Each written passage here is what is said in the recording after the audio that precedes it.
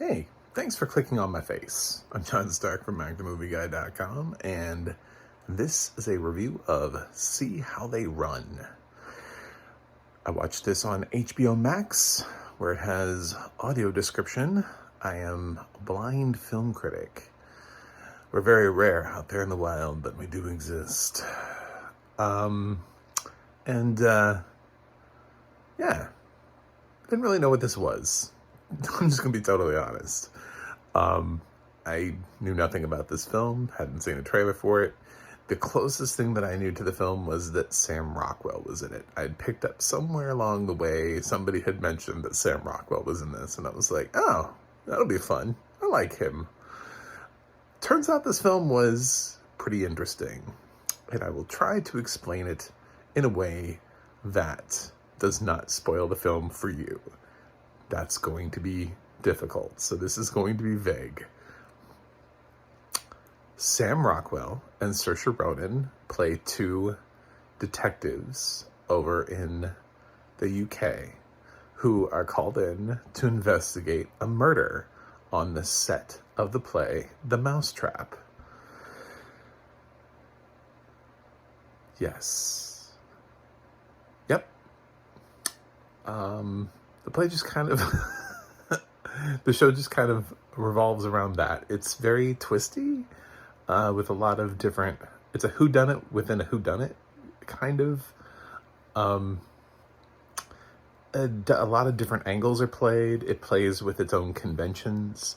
It's actually kind of a delightful film. It even puts like real people, like real life.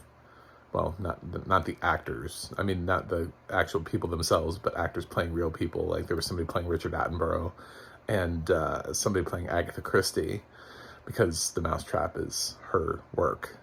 So she does appear in this at some point. I don't think that part's a spoiler, but it's really hard to decide what's a spoiler in this because it's constantly trying to get you off your game.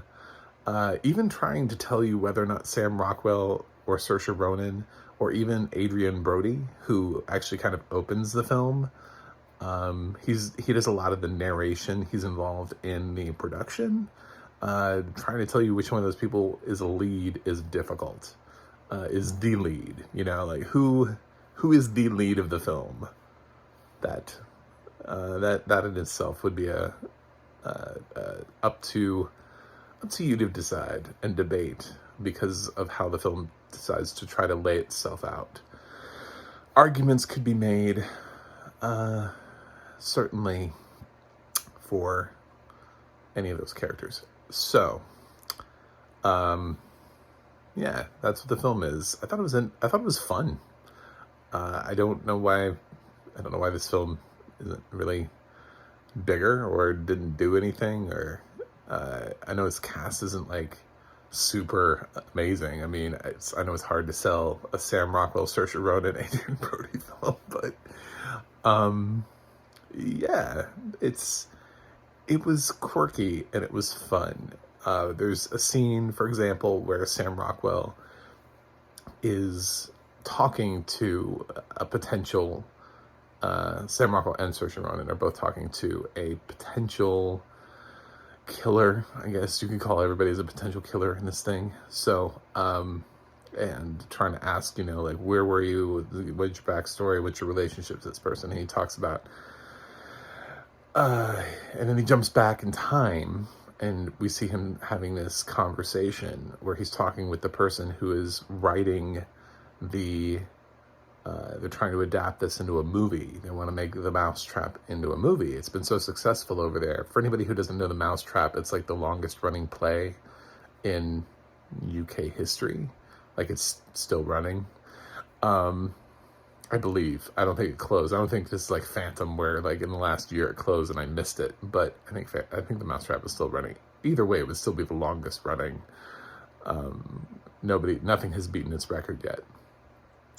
So they wanted to make a movie out of it. So they hired this screenwriter to come in, and he's got ideas of how to tell the story cinematically.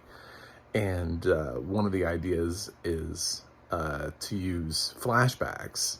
And the guy says, he's like, oh, I hate flashbacks. They seem so overused. You know, they interrupt the story, and he degrades flashbacks. And then he's like, and then they always cut to something like 3 weeks later.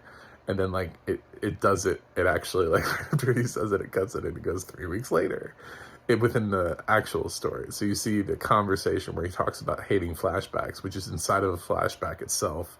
And then he's like, oh, I hate when they cut, and then it just says 3 weeks later, and then they do 3 weeks later. So it's that kind of film. It's very self-aware, and it's very, it's trying to poke its own conventions, poke holes in its own conventions. I thought it was intriguing and interesting. I don't know that it's compelling in every frame. I don't know that I don't know that it always works, but it works enough. You know, I'm not going to call this like the best film of the year, but I was entertained in a very quirky way. I thought it was offbeat, and I appreciated a lot of it. I appreciated the twist at the ending and what it says about the things that we do in our lives. Just sort of like the reveal of the whodunit. I thought was really interesting. But there's like a big long road of how they get to where they get. And that therein lies the journey that makes this film interesting. I wish I could tell you more, but it's a whodunit. It's a mystery, so I'm trying not to. And the film has a pretty good opening twist to it that I'm trying not to ruin also. So it's a little difficult, but considering the last murder mystery that I reviewed was Confess Fletch, which didn't have audio description, this was really nice to be able to follow the audio description, because there's a lot of like lurking behind corners. There's like shadows moving, like a person moving behind. Ooh, maybe the killer's back there, you know, like that kind of thing. There's a lot of that, and it's a lot of visual cues that you would miss otherwise. That work here because I had audio description. Without it, I think I would have missed a huge chunk of the movie, and I'm not entirely sure how coherent of a plot this would have been, not understanding. Especially sort of the kill sequence, I would say, because you get to see the murder kind of go down, even though it doesn't show you the killer's face. You get to see how that whole thing plays out, and it plays out in kind of an entertaining fashion, which is very odd to say about somebody's murder, but it is kind of entertaining. But there are reasons why it's entertaining, and because of where it takes place and things that happen within the story. It uses the convention of being in theater and things aren't real.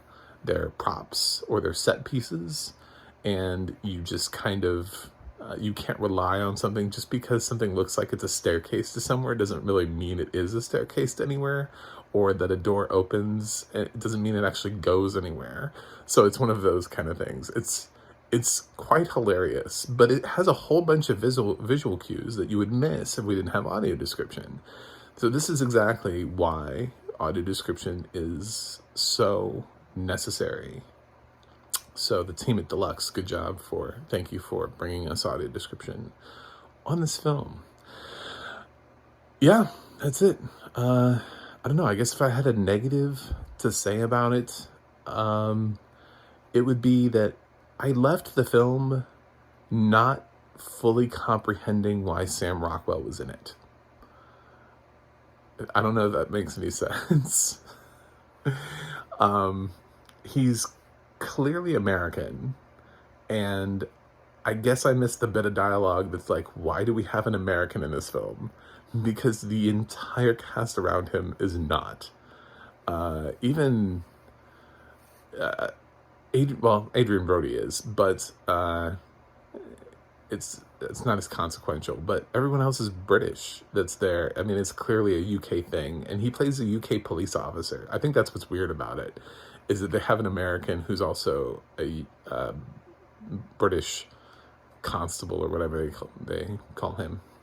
So This is the only thing that kind of threw me, was his casting. I was like, are, are we going to address? Did we address? Did I miss it? Was there a line drop somewhere? It's possible. I'm not going to say, but it's possible that it did. But it wasn't like a big feature, which kind of made me think, why did we do it at all? Like, if it wasn't a huge deal for it to be an American. Like, I understood why Adrian Brody was there, which is why it didn't bother me. But Sam Rockwell was actually working on as a member of the UK British police force. So it just kind of, it was more noticeable that he was not British. And I was thinking about like all the lovely British actors that would have absolutely probably killed in that role. So, yeah, just a thought. But in general, pacing would be maybe the other thing. It does pace itself pretty well, but it's not always, not every scene is as interesting as the one that preceded it or the one that follows it. So it kind of has rises and falls a little bit more than it should. It's really clever when it wants to be, and then in other scenes, it just kind of is. So it's actually not even that long. It's about an hour and 40 minutes, but I felt the runtime for some reason, which is not necessarily a good sign when you're only an hour and 40 minutes long. But otherwise, good acting from the cast. So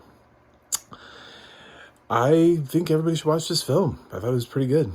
Just a few little problems. So I'm gonna go, I'm saying see how they run is a B. So it's on HBO Max. You can check it out right now. If you like murder mysteries, if you're disappointed that Confess Fletch does not have audio description and you want to watch something that does, by all means, check this one out. That's it for me. So hopefully if you've stayed this long, you like me. That means you can subscribe.